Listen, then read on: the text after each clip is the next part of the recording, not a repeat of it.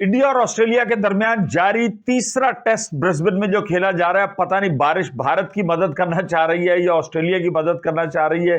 भाई पहली इनिंग में ऑस्ट्रेलिया ने जो फोड़ा है तो 445 रन पे ऑल आउट हुए। ट्रेविस हेड जो है उन्होंने वो वर्ल्ड कप से भारत के पीछे लगे हुए और उन्होंने बेहतरीन सेंचुरी स्कोर करते हुए 152 रन बनाए और उसके बाद स्टीव स्मिथ ने 101 रन बनाए।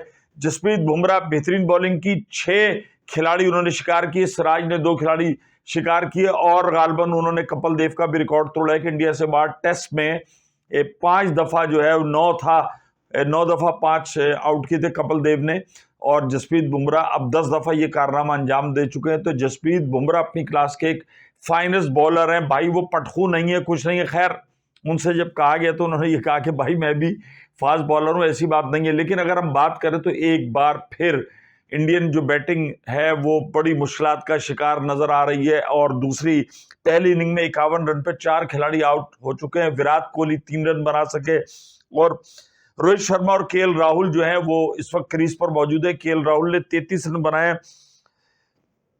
शुभमन गिल भी लौट गए, जसवाल भी लौट गए और उसके बाद कोहली भी लौट गए और मिचेल स्टार्क ने 2 खिलाड़ियों को आउट किया। अब मसला ये है कि भाई मुझे लग रहा है कि कुछ सीन से आउट हो गई हैं इंडियन चीजें, कुछ कड़ियां मिल नहीं पा रही जिस वजह से आपकी बैटिंग लाइन मुस्तकिल फ्लॉप जा रही है।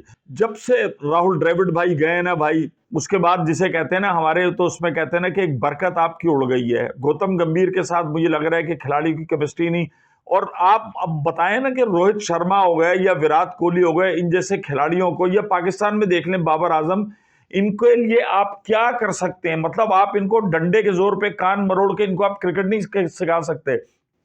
तवील फहरिस्त है भारत के लिए जिसमें रोहित शर्मा ने और विराट कोहली ने भारत को फतह से हमकिनार किया है। अब उनके साथ नहीं हो रहा तो यकीन कोई चीजें फाइन ट्यूनिंग कहीं ना कहीं करने की जरूरत है। और दूसरी तरफ भाई एक चीज ये भी है कि खिलाड़ी को खुद डिसाइड करना पड़ता है कि आपकी क्रिकेट कितनी रह गई है, कितना आपने खेलना है। लोग ये कह रहे थे कि भाई ये वनडे T20 मटीरियल नहीं, तो भाई ये तो टेस्ट हो रहा है। और जिस तरीके से पर्थ में पहला पर्थ की जो विकेट है वो ऑस्ट्रेलियन उसको वो घेर के मारते हैं वहां पर, लेकिन यही भारतीय टीम थी जिस बेहतरीन तरीके से आपने पर्थ में खेला, उसके बाद जीते। दूसरा टेस्ट आप हार गए, तीसरा था।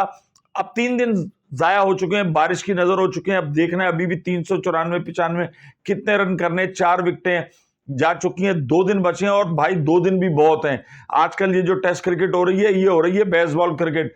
T20 में वो मजा नहीं आ रहा है जो कि टेस्ट में आ रहा है। और भारत और ऑस्ट्रेलिया का टेस्ट मैच जो है वो दुनिया भर में देखा जा रहा है। बल्कि अब तो ये बहस शुरू हो गई है कि जो एक राइवलरी पाकिस्तान और भारत के दरमियान थी, उसी तरह की एक राइवलरी ऑस्ट्रेलिया और भारत के दरमियान हो गई है। और ये तमाम चीजें चैंपियंस ट्रॉफी को लेकर हो रही हैं कि ऐसा नहीं है कि सिर्फ पाकिस्तान और भारत का ही मैच अवेलेबल होता है, ऑस्ट्रेलिया और भारत का मैच भी ऐसा ही होता है।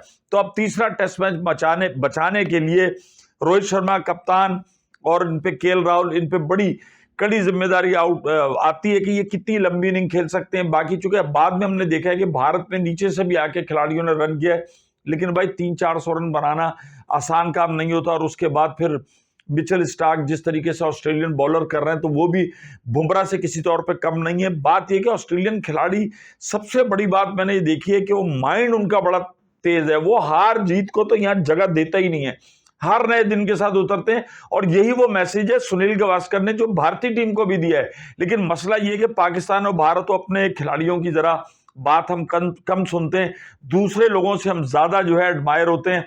और इस वक्त बड़ी कड़ी जिम्मेदारी है भारत पे कि किस तरीके से वो सीरीज के अंदर वापस आता है। और अगर ये मैच गया तो फिर 2-1 की बढ़तरी हो जाएगी और भारत की मुश्किलात में इजाफा हो जाएगा। तो चौथे दिन तक के लिए हो जाओ शार्ट।